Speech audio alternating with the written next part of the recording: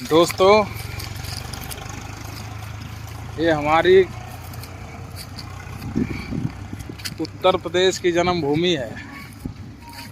और हम जब बाहर जाते हैं और छोटे से कमरे में 2 साल 4 महीने मेहनत करके और कमरे में रहते हैं तो लोग देखने वाले यही कहते हैं कि इनके न गांव में न ज़मीन होगी, न जायदाद होगी, न खाने के लिए कुछ होता होगा, इसीलिए अपना गांव शहर छोड़ के शहर में आए।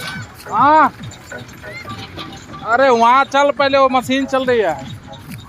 आजा आजा बेटा, धीरे धीरे आजा। और देख लो, ये मशीन जो चल रही है अपनी है। यहाँ पे जो कनक, आज 14 तारीख, चौथा महीना 2025 अप्रैल का महीना है। हल्की हल्की बारिश हो रही थी, इसलिए हम आ गए और अभी हम इसी में लगेंगे, क्योंकि बंदे नहीं थे इनके पास। आज शायद रविदास जयंती थी, जो बंदे छुट्टी पे हैं। बेटा, मेरा वीडियो बनाना ठीक है। और मैं उनके लिए कह रहा हूँ जो लोग कहते हैं कि बाहर में कि इनके पास ज़मीन नहीं होगी, घर नहीं होगा। हाँ,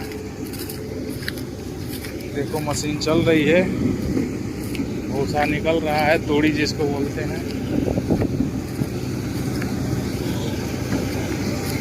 और यहीं पे खड़े रहो तुम।